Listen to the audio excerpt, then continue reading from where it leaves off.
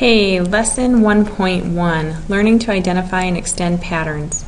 For whatever reason, the camera is not working, so we're just going to have audio on these videos until I get it fixed. The only vocabulary term for this lesson is conjecture. The definition will be given later. You can also refer to your book. The first section deals with patterns. 3 numbers will be given, and you have to find the relationship between those numbers in order to find the pattern for the next 3 numbers. So the first 3 numbers given are 3, 12, and 48. I'm getting bigger, so I'm going to be looking at addition or multiplication. If I were looking at addition, 3 plus 9 equals 12. But then if I added 9 again to follow the same pattern, I couldn't get to 48. So let's look at multiplication. 3 times 4 is 12. And 12 times 4 is 48. I think I found the pattern. So now it's just a matter of multiplying each number by 4 to get the next pattern number. 192, 768, 3072. And then I can simply write those next 3 numbers for the pattern. Another example, I'm given 7, 12, and 17. Again, I'm getting larger, so I'm looking for addition and multiplication. If I look at addition, I'm going to be adding 5. And that seems to work for both patterns that I'm given. So then I'm just going to complete the series by adding 5 to each number, 22, 27, 32, and write my pattern out. Another type of pattern in math would be a geometric pattern, usually with shapes. So these 3 figures are drawn with a purple triangle moving around the figure. So I have to identify how it rotates. And it looks to go counterclockwise, so that's against the regular clock. Notice the triangle doesn't really move in the figures, it just keeps getting rotated. So once you've rotated all the way back to the beginning position, it looks exactly the same, and then I can copy the pattern that's already given. You can analyze patterns to make conjectures. A conjecture is a statement believed to be true. You could also call it a rule. So here I'm given shapes.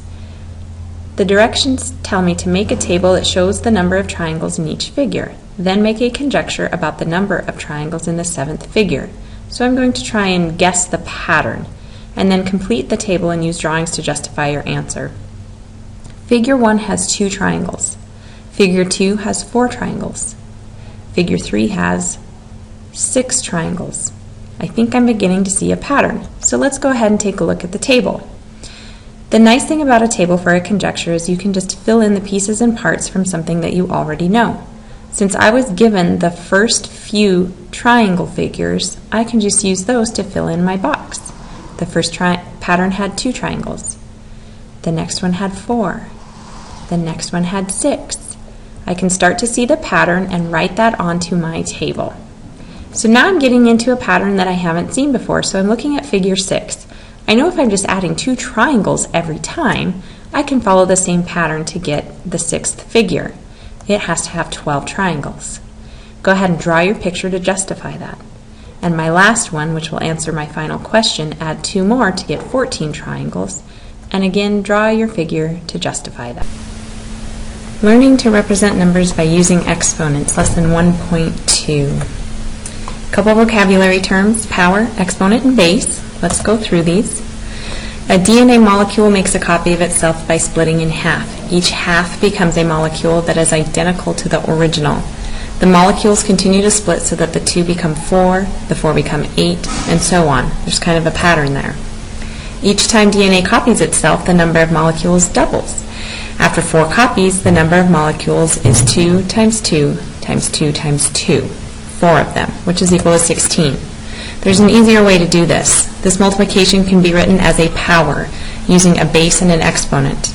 The exponent tells how many times to use the base as a factor for multiplication. Here's a little visual of this. So if 2 is my base and I add a number that's up above, that will be my exponent. The whole thing together is a power, but we often just say out loud 2 to the 4th power or 2 to the power of 2 when we're expressing it verbally. Let's take a look at some examples. For a, 4 to the 4th power, That's like taking 4 multiplied by itself 4 times. 256. It's okay to use a calculator for this. For B, 7 to the third power. A shortcut way of saying that would be 7 cubed, and we'll talk about that in class. So I'm using 7 3 times, 343. 19 to the first power, I'm only using 19 as a factor 1 time. Therefore, my answer is 19. Moving on, any number to the 0 power except 0 is equal to 1.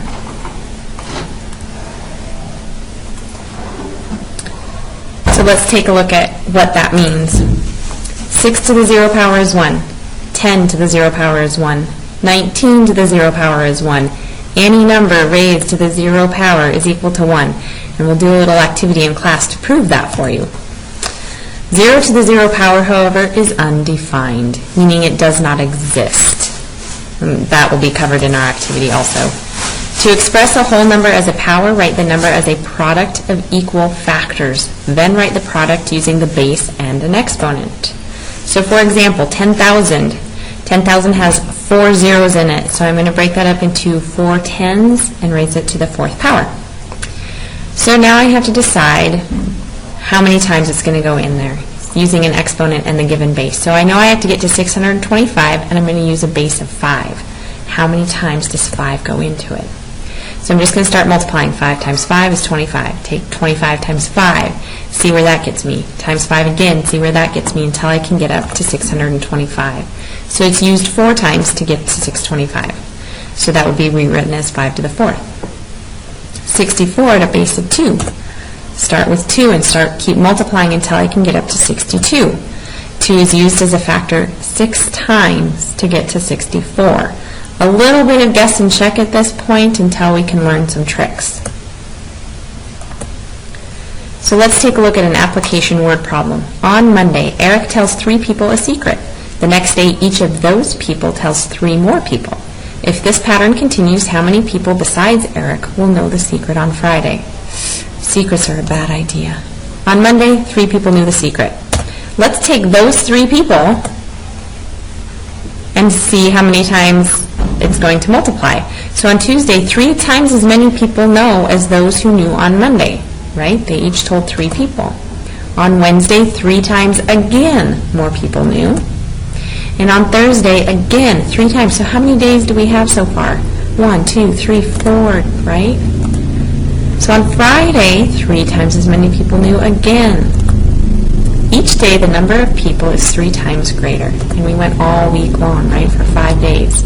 So Monday was 3, Tuesday, Wednesday, Thursday, 5 times. So 3 people every 5 days, 3 to the power of 5, 243 people know that little secret by the end of the week.